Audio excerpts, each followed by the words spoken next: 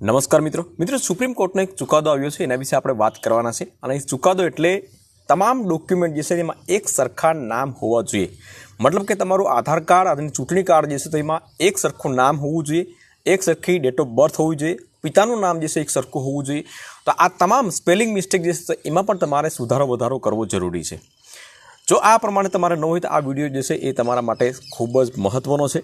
જો આ પ્રમાણે કદાચ ડોક્યુમેન્ટની અંદર નામ ચેન્જ હોય અથવા તો ફેરફાર હોય, પિતાના નામમાં ફેરફાર હોય અથવા તો તમારા નામમાં ફેરફાર હોય, જેન્ડરમાં મિસ્ટેક હોય અથવા તો ડેટ ઓફ બર્થમાં મિસ્ટેક હોય, તો આવનારા સમયની અંદર કઈ કઈ બાબતોનો સમસ્યાનો સામનો કરવો પડી શકે છે એના વિશે હું તમને જણાવું છું.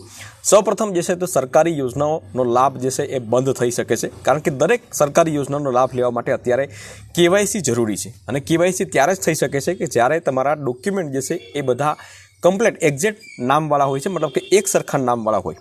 ત્યાર પછી બીજી વસ્તુની વાત કરીએ આપણે તો બેન્કિંગ સેક્ટરની અંદર તમારે કોઈ લોન લેવાની હોય અથવા તો કોઈ પણ ઇન્સ્યોરન્સ ક્લેમ પકાવવાનો હોય ત્યારે પણ વેરિફિકેશનમાં ડોક્યુમેન્ટ મિસમેચ થાય, બરાબર, તો એમાં રિજેક્ટ થઈ શકે છે. ત્રીજી વાતની વાત કરીએ આપણે તો જમીન જે છે તમારે લે મેચ કરવી હોય અથવા તો પ્લોટિંગનું લે મેચ કરવું હોય તો એમાં પણ તમારે દસ્તાવેજ વખતે ડોક્યુમેન્ટ જે છે એ વેરિફિકેશન માટે રિજેક્ટ થઈ શકે છે. તો આમાં પણ તમારે તકલીફ પડી શકે છે. ચોથા મુદ્દાની વાત કરીએ મિત્રો આપણે તો સરકારી સબસિડી મતલબ કે આજે તમને ગેસની અંદર સબસિડી મળે છે 250 રૂપિયા 200 રૂપિયા, ત્યાર પછી મફત રાશન મળે છે, બરાબર. તો આ વસ્તુ પણ જો ડોક્યુમેન્ટ સરખા ના હોય તો રિજેક્ટ થઈ શકે છે, બંધ થઈ શકે છે. તો ચૂંટણી કાર્ડ અને આધાર કાર્ડની અંદર તમે સુધારા વધારા કરાવો પહેલાં, અને ત્યાર પછી જે છે રાશન કાર્ડની અંદર, ત્યાર પછી તમારા ડોક્યુમેન્ટ 7, 12, 8 હોય, ખેડૂત હોય તો, અથવા તો તમારા જે પણ દુકાન પ્લોટિંગના ડોક્યુમેન્ટ હોય તો આ બધી વસ્તુમાં તમારા એક સરખા નામ હોવો જોઈએ, બરાબર. તો સુપ્રીમ કોર્ટનો શું ચુકાદો છે એના વિશે ડિટેલમાં હું આ વિડીયોના માધ્યમથી તમને જણાવીશ. તો વિડીયોને લાસ્ટ સુધી જોતા રહેજો. તો ચાલો શરૂ કરીએ. થઈ શકે છે એના વિશે થોડી વાત આપણે કરીએ. સૌપ્રથમ પહેલા મુદ્દાની વાત કરીએ તો સરકારી યોજનાઓનો લાભ લેવામાં હવે મુશ્કેલી થઈ શકે છે, કારણ કે સરકારી યોજનાઓનો જો તમારે લાભ લેવો હોય, કોઈ પણ હોય, દાખલા તરીકે તમે ખેડૂત હોય તો PM કિસાનનો આપણે 2000 રૂપિયાનો હપ્તો જે દર 4 મહિને જમા થાય છે તો એ લેવો હોય તો એમાં પણ KYC જરૂરી છે. અને KYC ત્યારે જ થશે કે તમારું નામ જે છે 7, 12, 8 હોય અથવા તો ચૂંટણી કાર્ડ હોય અથવા તો આધાર કાર્ડ હોય તેમાં કમ્પ્લીટ નામ હોય. એમાં જો જન્મ તારીખમાં ભૂલ હશે, નામમાં ભૂલ હશે અથવા તો પિતાના નામમાં ભૂલ હશે તો KYC તમારું રિજેક્ટ થશે અને સરકારી યોજનાનો લાભ પણ તમે નહીં લઈ શકો. એના સિવાયના ઘણા બધા જે છે તો મકાનની સહાય આવતી હોય છે, બાથરૂમ સહાય આવતી હોય છે, તો ઘણી સહાય આવતી હોય છે, બરાબર. આ ખેડૂત પોર્ટલમાં પણ ઘણી બધી સુવિધાઓ સહાય મળતી હોય છે. તો એ બધીમાં વેરિફિકેશન માગે છે. જો વેરિફિકેશન થશે તો જ તમને લાભ મળી શકશે, બાકી લાભ તમને નહીં મળી શકે. ત્યાર પછી બીજા મુદ્દાની વાત કરીએ મિત્રો કે બેંક અને નાણાકીય વ્યવહારો લોન લેતી વખતે અથવા તો વીમા ઇન્સ્યોરન્સ ક્લેમ કરતી વખતે KYC પ્રક્રિયા જરૂરી હોય છે. નામમાં ભૂલ હોવાને કારણે KYC વેરિફિકેશન નિષ્ફળ જઈ શકે છે અને તમારા નાણાકીય વ્યવહારો જે છે અટકી જાય છે. બેંકની અંદર પણ તમારે ગમે ત્યારે પણ પર્સનલ લોન લેવાની હોય અથવા તો હોમ લોન લેવાની હોય તો એમાં પણ વેરિફિકેશન માગે છે. અત્યારે ભાઈ વેરિફિકેશન જે છે કમ્પલસરી થઈ ગયું છે અને વેરિફિકેશનમાં કોઈ પણ 2 ડોક્યુમેન્ટ માગે છે, તમારા ચૂંટણી કાર્ડ અથવા તો આધાર કાર્ડ, બંને ડોક્યુમેન્ટ. તો એમાં વેરિફિકેશન જે છે એ જો તમારું નામ કમ્પ્લીટ ના હોય તો વેરિફિકેશન રિજેક્ટ થાય છે અને ત્યાં તમારા નાણાકીય વ્યવહારો જે છે અટકી જાય છે. ત્યાર પછી માની લો કે તમે કોઈ ઇન્સ્યોરન્સ લીધો હોય અને કોઈ વ્યક્તિ ઇન્સ્યોરન્સ લીધો હોય ને એનું અવસાન થઈ ગયું હોય તો જ્યારે એના પરિવાર એનો ક્લેમ કરવા બેંકે જાય છે તો ત્યાં પણ એનું વેરિફિકેશન જરૂરી હોય છે. અને વેરિફિકેશન ન થાય તો તમારો જે ક્લેમના નાણાકીય જે છે વ્યવહારો જે છે એ અટકી જાય છે. તો આ બધી વસ્તુમાં ખૂબ જ જરૂરી છે.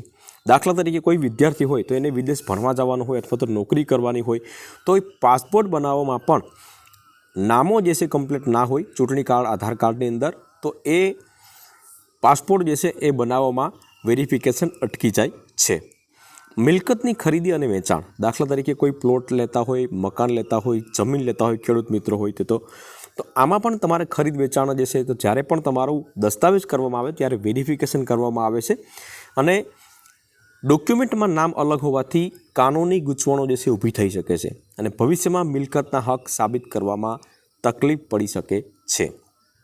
ઘણા બધા મુદ્દાઓ છે. સબસિડી અને રેશન કાર્ડની વાત કરીએ મિત્રો આપણે તો સબસિડી જે છે તો એ દાખલા તરીકે તમે ગેસની બોટલ લીધી હોય તેમાં દર મહિને 250-300 રૂપિયા સબસિડી જમા થતી હોય છે. રાશન કાર્ડની અંદર વાત કરીએ આપણે તો રાશન કાર્ડમાં તમને મફત અનાજ મળતું હોય છે. તો આમાં પણ તમારું જો KYC અપડેટ નહીં થાય, KYC અપડેટ નહીં હોય તો પણ તમારું આ રિજેક્ટ થઈ શકે છે, બંધ થઈ શકે છે, સબસિડી બંધ થઈ શકે છે. 2 વર્ષ પહેલાંની વાત કરીએ, મતલબ કે 2 વર્ષથી કન્ટિન્યુ ચાલુ છે કે ભાઈ રેશન કાર્ડની અંદર કેવાયસી કરી લો, બાકી તમારું રાશન મળતું બંધ થઈ જશે. તો એમાં ઘણા બધા લોકોના જે છે કેવાયસી નથી થયા, એટલા માટે એને બંધ કરી દેવામાં આવ્યા છે. અનાજ મફત જે મળતું હતું તો એ બંધ કરી દેવામાં આવ્યું છે.